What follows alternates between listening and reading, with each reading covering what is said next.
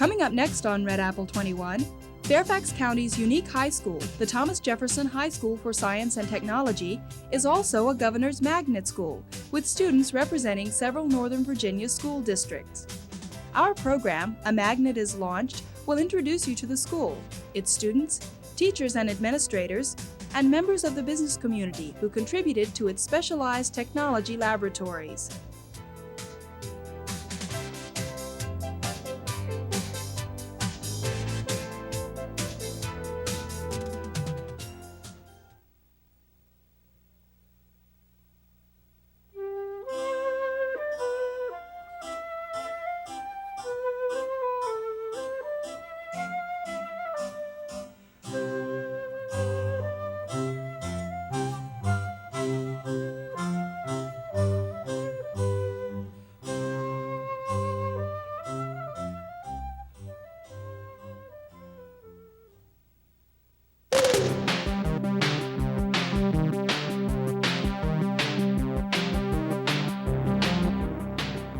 The Thomas Jefferson High School for Science and Technology is a unique Fairfax County public school offering a comprehensive college preparatory program emphasizing the sciences, mathematics, and technology. The school opened to students on August 26, 1985, with 400 ninth graders for the general program and approximately 125 12th graders for the Senior Experience program. Well, as you know, the Thomas Jefferson High School for Science and Technology is a very unique Fairfax County public school, and it offers a specialized program for a selected population of students from Northern Virginia. And it's designed primarily for those students who have aptitudes and abilities and interest in the biological, the physical, and the mathematical, and the computer sciences. And for those students who desire a very rigorous college preparatory curriculum with the emphasis on the sciences, on the engineering, and on related technology fields. The school is the result of a partnership of business and education created to improve education in science, mathematics, and technology. Representatives from business, industry, and staff of the Fairfax County Public Schools work together in curriculum and facilities development for the school. The Fairfax County Public Schools Education Foundation, Incorporated, raised business and industry support for the school, including cash, equipment, training, and technical assistance for the school and its staff. I'm Dr. Joan Renner from Hazelton Laboratories Corporation, and I'm here today really representing our president, Mr. Don Nielsen, who unfortunately is out on the West Coast. Don is a member of the Board of Trustees of the Fairfax County Public School Education Foundation, so we were particularly pleased to be asked to play a role in the life sciences and biotechnology laboratory here at the new high school. In our role as lead sponsor, we asked FMC Corporation and Malloy Laboratories to play a role with us in alerting industry to the opportunity to contribute to the laboratory, and in our case to play a role in the design of the lab, some advice on the equipment that we thought should be appropriate for a high school biology and biotechnology program. Some of us got to play a role in giving some advice on perhaps what could be included in the curriculum. As a former high school biology teacher, I really enjoyed that part of it. My name is Dick Iverson. I'm Senior Vice President of Gould Incorporated. Gould's a Chicago-based company with heavy involvement in industrial automation. And we have joined with the other companies in supporting a laboratory called Industrial Automation to teach the students how the modern techniques for manufacturing and for control of manufacturing processes. We believe this is a good adjunct to the rest of the harder sciences that are being taught in the school and being made available to the students. Our laboratory will go online next fall and is just now in the planning stage, and we're working with the school in the development of curriculum. And we're very excited about the cooperation between industry and education to develop this very unique high school. We've watched the materials laboratory grow, and we're very excited about some of the equipment that we've been able to donate and have moved over here.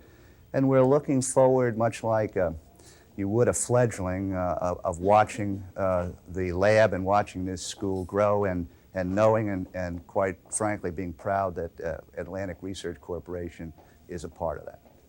AT&T has been a sponsor of the school since its inception, and we have also collaborated with a number of other businesses to sponsor the telecommunications laboratory.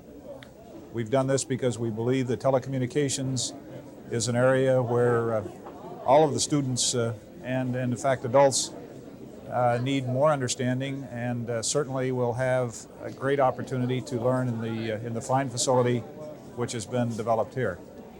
We think it's an exciting part of tomorrow, and one that students should have an opportunity to learn about early in their educational experience. And we're delighted to be a part of this wonderful, wonderful facility. My name is Tom Ballard, and I'm with Honeywell Information Systems here in McLean, Virginia. And in conjunction with the Fairfax County Education Foundation, Honeywell is the sponsors of the Computer Systems Lab here at Thomas Jefferson High School for Science and Technology.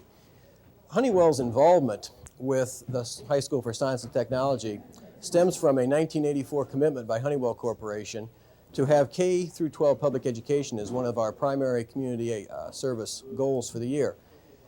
With that goal, we formulated a proposal that we presented to the Education Foundation last year, calling for Honeywell sponsorship of this laboratory, and it also called for a full 5-year program for Honeywell support of Fairfax County schools.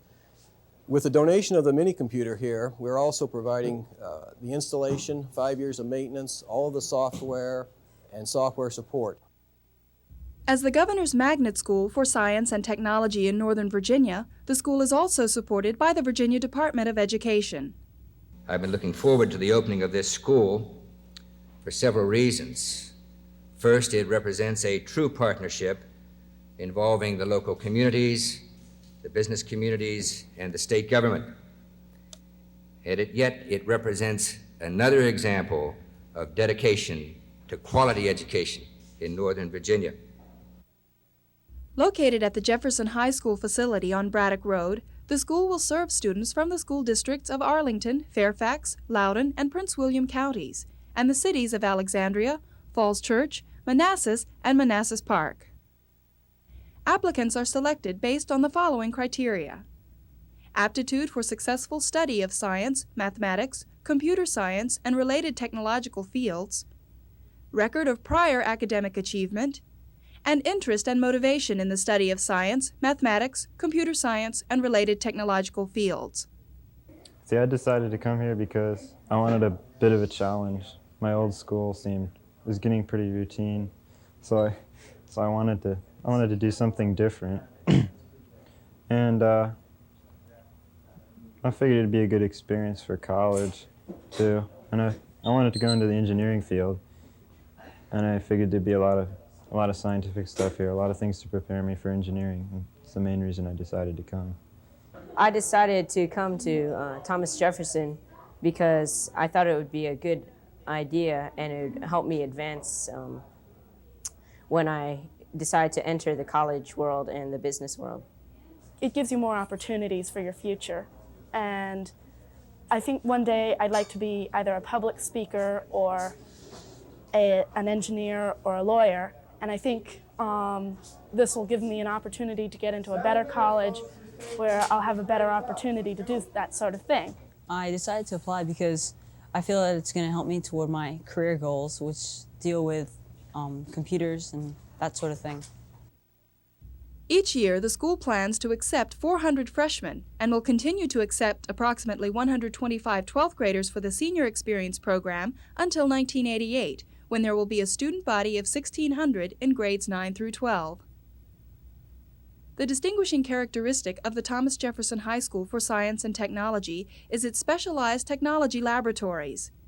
They are designed to enhance the academic curriculum as well as to provide students with unique learning experiences in state-of-the-art technological environments, opportunities for independent research and experimentation, and interaction with professionals from the scientific, engineering, technological, and industrial communities. A total of 10 technology laboratories will be completed by the 1986-87 school year. 5 of these labs, life sciences and biotechnology, computer systems, energy and engineering sciences, telecommunications, and materials science are currently operational. These labs are designed to support instruction in the sciences and mathematics and provide unique learning experiences in special areas of technology. Sponsored by the Hazleton Laboratories Corporation, FMC Corporation, and Malloy Laboratories Incorporated, the Life Science and Biotechnology Laboratory is designed to help students apply concepts studied and techniques used in their biology classes. The biotechnology lab class will be supplementing the general biology courses, which will be emphasizing molecular biology. And what we hope to be able to help the students do is learn how to observe and work with these biological materials in a way that protects the materials and themselves from it. So we hope that they will learn good lab techniques that they'll be able to use wherever they go. The background which I'm going to be bringing to the laboratories is that of attempting to get the students to feel comfortable about the equipment and the materials that they're using to solve some of the biotechnology problems that we have facing us today, and get them excited about learning, because, you know, this is one of the most interesting fields that we have going today, as far as I'm concerned. The computers, the space, the other kinds of technology that are going on, as far as I'm concerned, are all supporting the biotechnology. We have some real important needs this day, as far as I'm concerned, that show forth in terms of research that's needed to be done. These are very complex materials. So you need a specific test or assay for proteins. All right, these contain proteins. They are not proteins, but they contain proteins. And so you'll be doing a protein assay.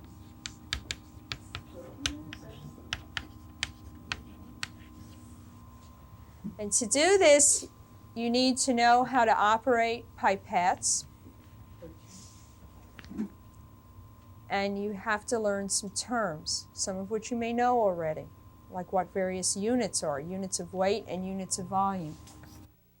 In this laboratory, students will be exposed to the latest biological laboratory equipment and experimental methodology related to research in the fields of medicine, cell biology, physiology, genetics, biochemistry, and biophysics. Sponsored by Honeywell Incorporated, Computer Science Corporation, and the Hewlett-Packard Company, the Computer Systems Laboratory is designed to enable students to use various computer systems for a wide variety of applications. We have several different computer courses, and the objectives in each course will be different. The one that I'm looking forward to is a very challenging one, is a course in post-advanced placement computer science. And we are defining objectives at this point. For the advanced placement courses that will be taught here, we already have very well-defined objectives in those curriculum courses. They'll be working with programming language Pascal, going through pointers and simulation. It's a very heavy curriculum. This computer class that I'm taking right now is required, and every person in the school is rotated through each laboratory. Okay, those are the only operating system commands that you are held responsible for. How many commands are there in the editor? 26. One for each letter of the alphabet. You need to know 11 of them. A. What does A do? Add. Allows you to add lines to your workspace. When I refer to the workspace, over here in the computer, when you get in the editor, how do you get in the editor? Editor. This laboratory supports student interest in computer systems development and equipment utilization to include system programming as well as operational kinds of experiences.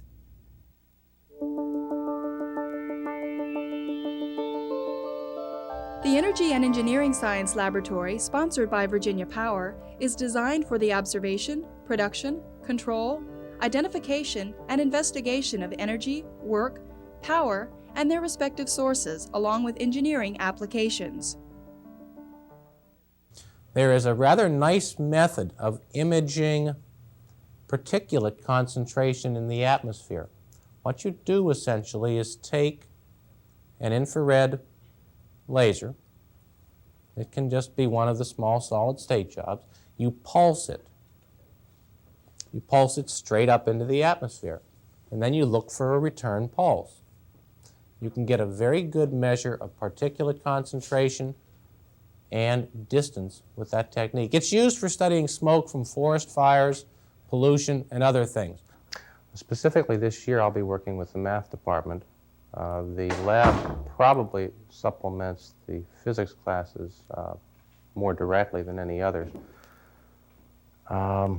Activities for freshmen in a 10-day short course will include some calorimetry and working with mechanical energy types of devices. The seniors will predominantly be doing independent study and work in energy and engineering related areas, which I have not determined. I'm going to leave that up to them as a self-interest kind of thing to go along with their classes and to fit with the equipment that we have coming in. We have basic laboratory equipment in terms of meters and motors and odds and ends like that. I have several robots that will help students, I believe, to see some industrial applications of engineering. We have small engines and training units, solar power units, and a variety of other devices.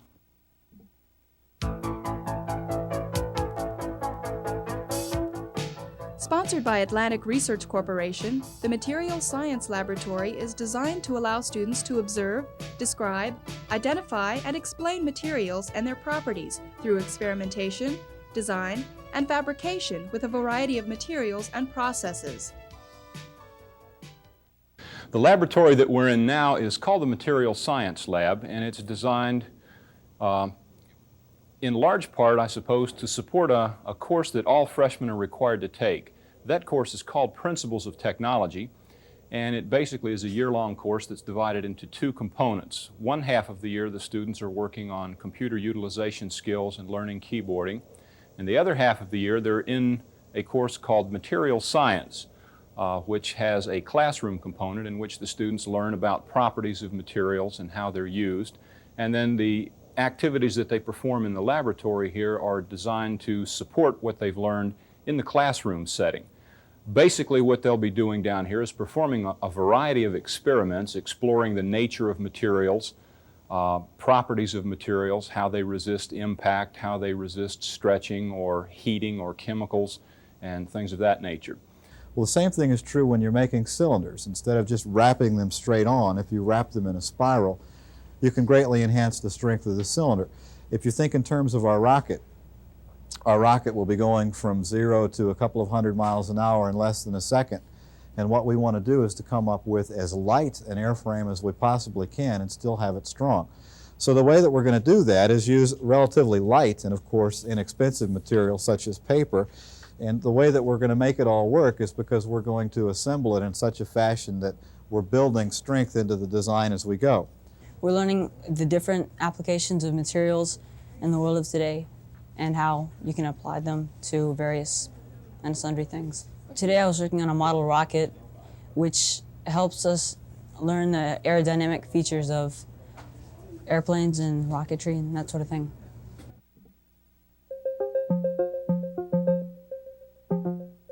The Telecommunications Laboratory, sponsored by AT&T, is designed for students to operate, use, and experiment with voice and data transmission technology, including telephone, radio and television, cable, microwave, and satellite systems. We can actually take them in this lab from literally the crank telephone in days of old, and I can take them through steps, analog, digital, optics, and then right on out of here to the satellites. So to say it like it is, this lab, I was myself in 4 or 5 Bell Lab schools. On this floor, we pack a punch in here that I've never seen anywhere. So it should be exciting. And that is the purpose of all of these labs, is to excite them and to ask them and to ensure that they go back into the academic structure and want to learn more. Now the rest of you would be doing, say, an oscillator circuit or a modulator, and we can build them with the kits that you had, and we can put a scope on it and check your frequency out and things like that, just to see if you've done it right. But you have to come up here again. Somebody in that group is going to have to be a spokesman for the group and sell it to the rest of us, because that's the only way I know of giving you a taste of what it's like out there, because that's exactly what they're going to do to you when you go into this line of work. I was interested in all the labs, but I thought telecommunications was the newest thing, and I think that's the way the future's going. And I thought it would be good to get experience in that, because that would be most important to me in my career. Each laboratory has been designed to support specific aspects of the school's curriculum and to provide unique learning experiences in special areas of technology. Students will be involved in required experiences in each laboratory, including completion of specific experiments. They will also be provided with ample opportunity to pursue individual experimentation, study, and research using these facilities.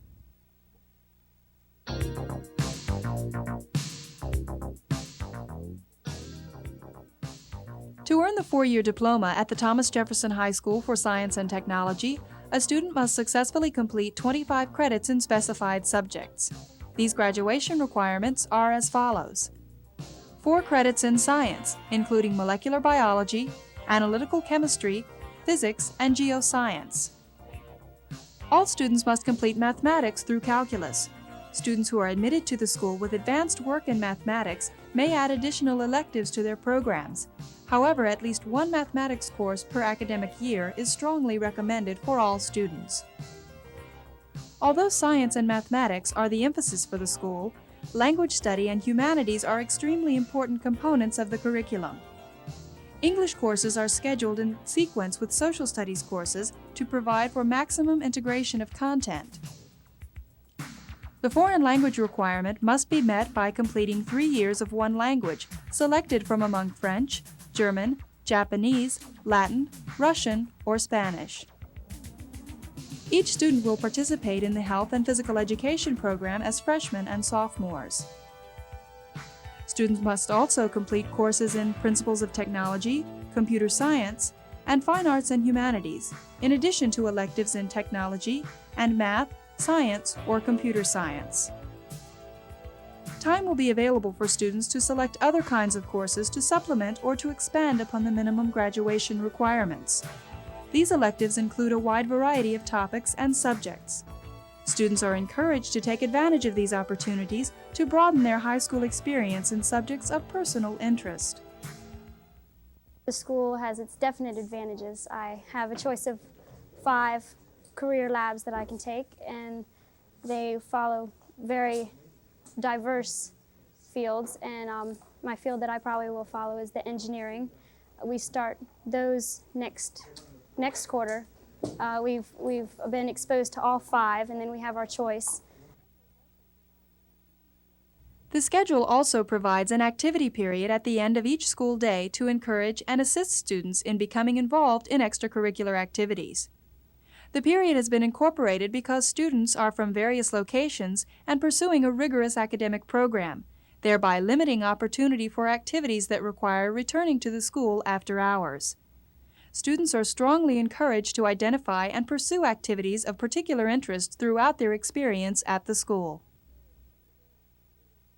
Our last period of the day is filled with activities that you can choose at during the first day of the month.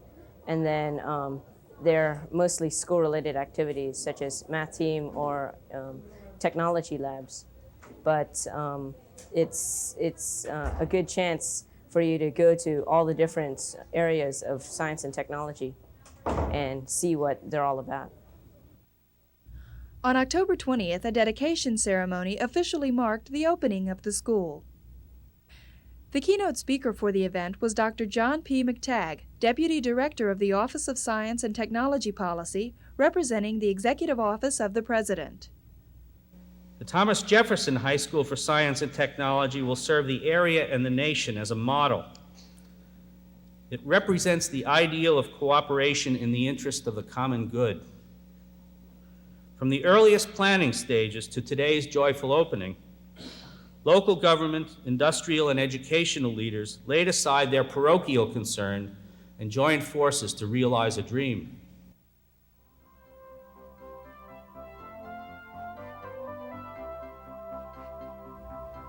With the cutting of the ribbon, a new era in science and technology education in Fairfax County was officially launched.